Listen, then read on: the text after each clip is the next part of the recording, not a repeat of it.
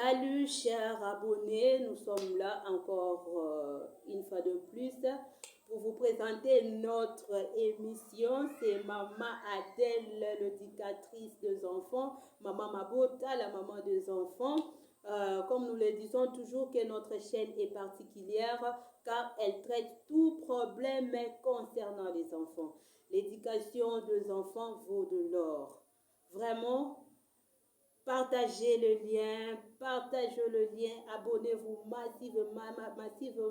À ce moment, s'il y a un papa ou encore une maman qui a vraiment besoin de ces conseils, faites circuler le message, abonnez-vous massivement. Aujourd'hui, Maman Adèle est là pour vous donner quelques règles d'or pour que votre enfant vous écoute sans que vous ayez à crier. C'est faire obéir sans crier. Oui, c'est possible, oui. C'est possible. Chers parents, avez-vous déjà compté le nombre de recommandations, conseils ou encore mises en garde que vous faites à vos enfants? Soit 5 et 10. Et c'est en moins de 10 minutes seulement. En concluant par ces derniers, tu m'écoutes quand je te parle, hein? Tu m'écoutes quand je te parle. Une fois, j'étais en promenade avec les enfants dans un site de jeu. À côté de moi, une maman accompagne son fils d'environ 3 ans. Cette dame m'a totalement épatée, c'est pourquoi je vous en parle. Écoutez sa réaction sur son fils. Gilles, fais attention, tu vas te faire mal.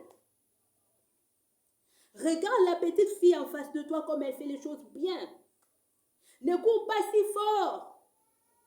Regarde, tu touches à tout. Non, ne saute pas trop. Tu pars si loin, arrête. Ne t'assois pas par terre, tu vas te salir. Bon. Parfois, on bat les scores en tant que parent. Hein? Vraiment. Tout cela n'a duré plus que 20 à 30 minutes seulement. Et du point de vue de la maman, elle trouve que son enfant avait tendance à ne pas l'écouter. C'est ça.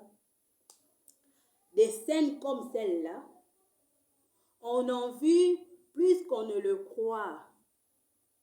Elles sont bien sûr plus faciles à remarquer chez les autres que chez soi. Évidemment, tous ces conseils sont justifiés et partent d'une bonne intention. On ne veut pas qu'il se blesse, qu'il se fasse du mal, qu'il se salisse.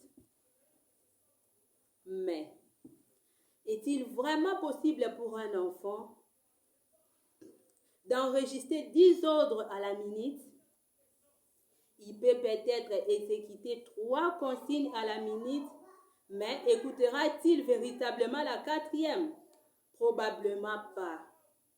D'ailleurs, si vous souhaitez avoir plus d'astuces pour ne pas avoir à répéter 4 fois les choses et finir par crier, abonnez-vous à notre chaîne YouTube Maman Adèle officielle, l'éducatrice des enfants.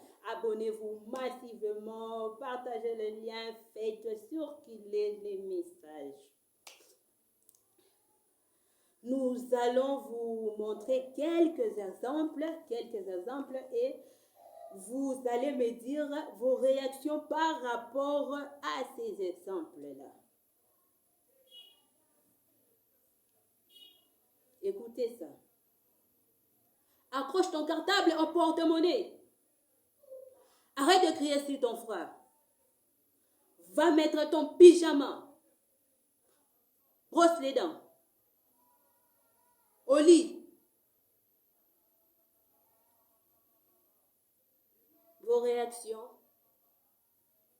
Quand on donne des ordres à un enfant, ça crée plus de stress.